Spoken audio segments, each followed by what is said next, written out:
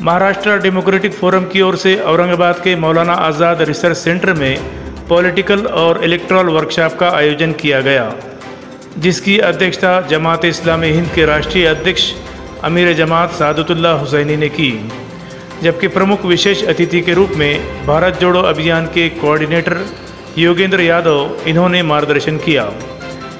इस अवसर पर प्रमुख अतिथि के रूप में दिल्ली विश्वविद्यालय के प्रोफेसर श्री अजीत झा, अमीर हल्का महाराष्ट्र मौलाना इलियास खान फलाही, सचिव APCR दिल्ली वासिक नदीम, सहायक अमीर हल्का महाराष्ट्र सैयद ज़मीर खादरी, संयोजक भारत जोड़ो अभियान महाराष्ट्र बहन उल्का महाजन, निदेशक एशिया एक्सप्रेस मुजतबा फारूक, हैदराबाद से आज़म खान और लतीफ़ुद्दीन, सामाजिक कार्यकर्ता मुंबई श्री ललित बाबर, जफ़र अंसारी मुंबई व दीगर उपस्थित थे। प्रोग्राम के अंत में संयोजक महाराष्ट्र डेमोक्रेटिक फोरम अब्दुल मुजीब ने सभी अतिथिगण और महाराष्ट्र भर से आए हुए पॉलिटिकल और इलेक्टोरल कार्यकर्ताओं का आभार प्रकट किया। फोरम की ओर से औरंगाबाद में इलेक्टोरल पॉलिटिकल ट्रेनिंग वर्कशॉप रखा गया, जिसमें वरिष्ठ सामाजिक राजकीय नेता भारत जोड़ो अभियान के कोऑर्डिनेटर जनाब योगेंद्र जी यादव यहाँ पर उपस्थित हैं। उन्होंने मार्गदर्शन किया है। हम उनसे जानना चाहेंगे उनके आने का यहाँ पर उद्देश्य क्या है और क्या बात हुई है आज उनके लोगों के साथ। सर, स्वागत है। औरंगाबाद में आपका यहाँ पर आगमन हुआ है, क्या बात हुई है, किस तरह से आज ये वर्कशॉप चल रहा है? आज इस देश में लोकशाही को जो चुनौतियाँ हैं, संविधान पे जो हमला है, इस देश के सेकुलर कैरेक्टर पे जो हमला है, उसका मुकाबला करने का काम सिर्फ पार्टियों को नहीं करना है, देश के तमाम सामाजिक संगठनों को इसमें शामिल होना है। महाराष्ट्र में लोकसभा चुनाव के दौरान ये काम बहुत ही शानदार तरीके से हुआ। भारत जोड़ो अभियान उसमें शामिल हुआ, तमाम दूसरे और कई कैंपेन भी उसमें शामिल हुए। मिलके निर्धार महाराष्ट्र का काम हुआ, जिसके मदद से महाराष्ट्र ने वो शानदार नतीजा दिया जिस पे सारा देश फख्र कर सकता है। आज उसी नतीजे को अपने मुकाम तक पहुंचाने की चैलेंज है, क्योंकि लोकसभा चुनाव में बीजेपी को जो धक्का, जो झटका यहाँ महाराष्ट्र से हुआ है, वो काम पूरा नहीं होगा जब तक महायुति की इस सरकार को, बीजेपी शिवसेना और इस सरकार को, जो धोखे से बनी हुई सरकार है, एक गठबंधन कहते हैं, हमारे साथी ने कहा ठगबंधन है, इस ठगबंधन की सरकार को जब तक उतार नहीं दिया जाए तब तक हमारा काम पूरा नहीं होता।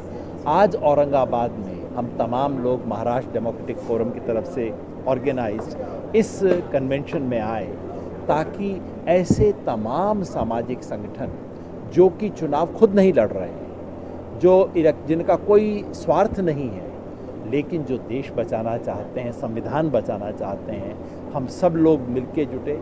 हमने देश की परिस्थिति पे विचार किया और ये संकल्प लिया कि महाराष्ट्र में वो बदलाव आएगा जो पूरे देश में करंट भेजेगा। सर, जी अभी हाल में आपके दोस्त प्रकाश अंबेडकर साहब को आप इस मौके पर, इलेक्शन के मौके पर क्या मैसेज देना चाहेंगे?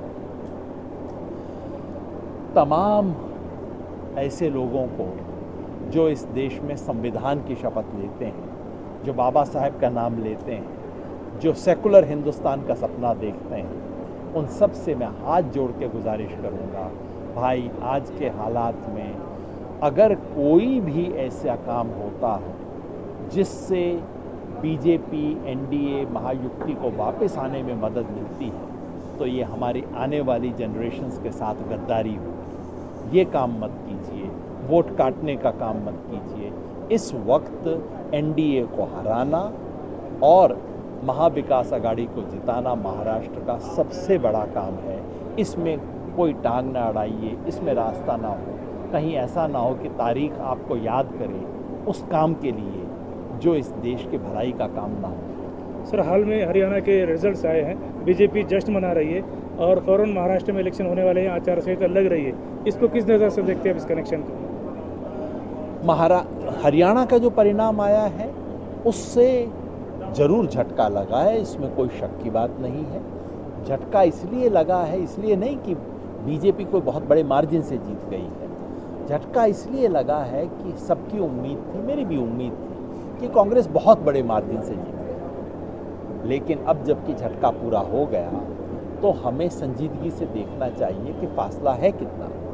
लोकसभा इलेक्शन में बीजेपी 1% से पीछे थी और असेंबली इलेक्शन में 0.5% से आगे हुई है, बस उतना फ़र्क हुआ है। कोई हरियाणा के अंदर कोई सुनामी नहीं आई है, हरियाणा का पूरा वोटर बदल नहीं गया है। उसके तमाम वजूहात हो सकते हैं, उस पर सोचना चाहिए, उस पर गौर करने की ज़रूरत है। लेकिन हमें जो करने की ज़रूरत है वो सिंपली ये है कि भाई 19-20 का मुकाबला होगा, तब तो 19 वाले को जिता दिया जाएगा, 20 वाले को हरा दिया जाएगा। तो हमें अब कोशिश करनी है कि महाराष्ट्र का मुकाबला 19-20 का ना रहे, 19 और 25 का मुकाबला हो, ताकि कोई गुंजाइश ना बचे इसमें जो देश की जनता है, महाराष्ट्र की जनता है, उसको हराने की।